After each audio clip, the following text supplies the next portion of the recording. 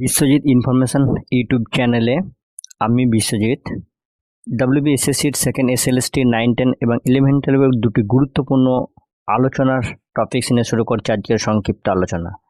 আপনারা জানেন যে ডাব্লিউবিএসএসসির 11, 12 লাস্ট কাউন্সেলিং হয়েছে 20/4/2026। আজ 22/4/2026। এখনও পর্যন্ত কিন্তু বাকি সাবজেক্টগুলোর কাউন্সেলিং রিলেটেড কোনো নোটিফিকেশান আসেনি। 23/4/2026 প্রথম দফার ভোট, অর্থাৎ আজ যদি নোটিফিকেশান না আসে তাহলে আপ টু 23-24 তারিখ পর্যন্ত কোনো নোটিফিকেশান আসবে বলে মনে হচ্ছে না। আবার 29/4/2026 সেকেন্ড ফেজের ভোট, অর্থাৎ 25শে এপ্রিল এবং 27শে এপ্রিল ভোট চলাকালীন অন্তর্বর্তী একটা ফাঁকা টাইম। এই সময়ের মধ্যে হয়তো নোটিফিকেশান আসতে পারে, নতুবা মের সেকেন্ড উইকে বাকি সাবজেক্টগুলোর কাউন্সেলিং কিন্তু দ্রুততার সঙ্গে শুরু হয়ে যাবে বলে আশা করা যাচ্ছে।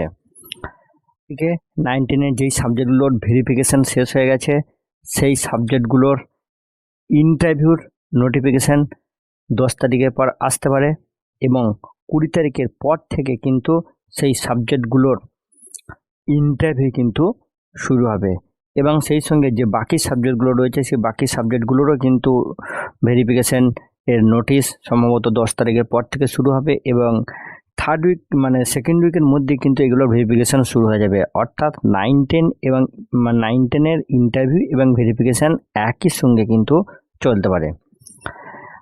অন্যদিকে 9, 10-এর যে ওয়েটিং লিস্ট ক্যান্ডিডেট রয়েছে তাদের ক্ষেত্রেও অপেক্ষা দীর্ঘ সময় ধরে করতে হলে কিন্তু একটা পজিটিভ দিক রয়েছে এবং তাদের অপরচুনিটি বেশি। এই নিয়ে আমি একটা পরবর্তী ভিডিও খুব শীঘ্রই আপলোড করব। তো ফ্রেন্ডস, গুরুত্বপূর্ণ তথ্যের জন্য সর্বদা সঙ্গে থাকেন বিশ্বজিৎ ইনফরমেশন ইউটিউব চ্যানেল। ধন্যবাদ।